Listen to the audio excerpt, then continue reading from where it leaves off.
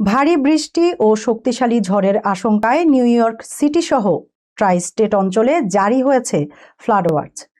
আবহাওয়াবিদদের আশঙ্কা, মঙ্গলবার বিকেল থেকে শুরু হওয়া প্রবল বৃষ্টিতে কয়েকটি এলাকায় 4 থেকে 5 ইঞ্চি পর্যন্ত বৃষ্টিপাত হতে পারে।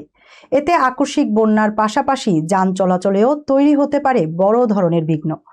বৃষ্টি ও বন্যার ঝুঁকি নিয়ে সর্বশেষ সতর্কবার্তা এবং পূর্বাভাস থাকছে প্রতিবেদনে। নিউ ইয়র্ক সিটি ও আশপাশের ট্রাই স্টেট এলাকায় শক্তিশালী ঝড় ও ভারী বৃষ্টির আশঙ্কায় ফ্লাড ওয়াচ জারি করা হয়েছে। মঙ্গলবার সকাল 8টা থেকে শুরু হওয়া এই সতর্কতা বুধবার সকাল পর্যন্ত কার্যকর থাকবে। নিউ ইয়র্ক সিটির ব্রোঙ্কস, ব্রুকলিন, ম্যানহাটন, কুইন্স এবং স্টেটেন আইল্যান্ডের পাশাপাশি আশপাশের বেশ কয়েকটি কাউন্টিও এর আওতায় রয়েছে। নিউ ইয়র্কের বাইরে নাসাউ, ওয়েস্ট চেস্টার, অরেঞ্জ, পুটনাম ও রকল্যান্ড কাউন্টিতে বন্যার ঝুঁকি রয়েছে। নিউ জার্সির বার্গেন, হাডসন, এসেক্স, প্যাসাইক ও ইউনিয়ন কাউন্টি এবং কানেকটিকাটের ফেয়ারফিল্ড ও নিউ হ্যাভেন কাউন্টিতেও সতর্কতা জারি করা হয়েছে।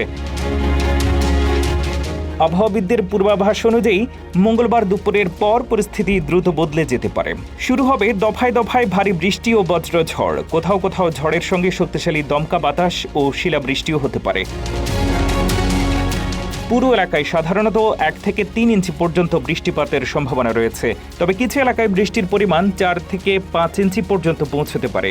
অতিরিক্ত বৃষ্টিতে শহরের রাস্তা, মহাসড়ক, আন্ডারপাস ও বেসমেন্টে পানি জমে আকস্মিক বন্যা দেখা দিতে পারে।